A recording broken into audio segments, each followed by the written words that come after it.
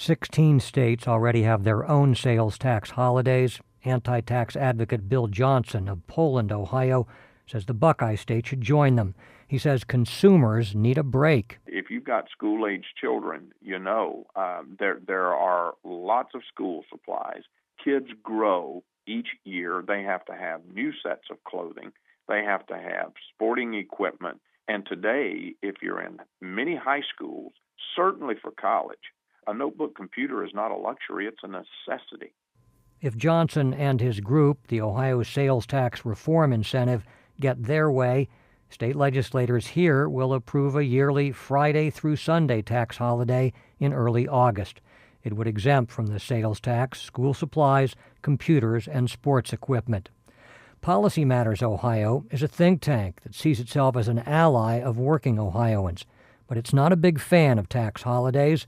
Research Director Zach Schiller worries it would shortchange government social welfare programs. The state is strapped for every dollar it can find, so finding new ways to reduce the amount of revenue that the state receives and thereby forcing us to further cut back on higher education, libraries, human services, healthcare, you name it, we don't think is very advisable at this point.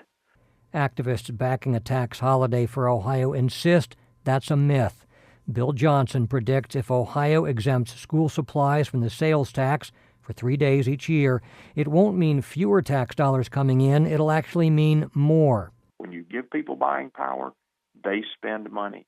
When Alabama did their sales tax holiday in 2004, the very first year, they saw a nearly 5% overall increase in sales tax revenue. But Ohio's official tax specialists don't buy that argument. John Colstrand is with the state tax department. Research suggests to us that the state would lose money if a sales tax holiday, and this may be one reason why some states have been turning away from this concept. The District of Columbia, Illinois, Maryland, Florida have all opted not to do sales tax holidays. So Governor Ted Strickland's tax department isn't backing the proposed sales tax holiday, and neither is the group that represents the stores that supporters say could actually do more business. That's the Ohio Council of Retail Merchants. While on paper it sounds great, the results where it has been tried have been mixed. That's veteran business lobbyist John Mahaney. He says his group doesn't have a stand on this tax holiday idea because store owners disagree among themselves. Some believe it's a good idea, gets people into stores. They may, buy other things besides school supplies. On the other hand, it kind of is a false jump in your sales and would be misleading in people looking at where they are and where they think they want to be. The lukewarm reception the proposed tax holiday is getting from some powerful interest groups and state tax officials isn't deterring Bill Johnson. He knows this idea has been proposed for years in the legislature and it's gone nowhere.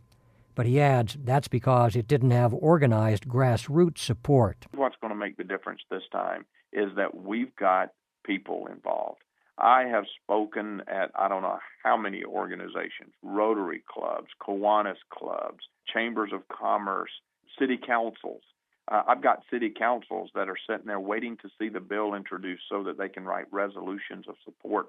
Johnson hopes in the coming months his group's website and petition will drum up so much support from taxpayers, legislators will have no choice but to approve a sales tax holiday so it'll be in place next August.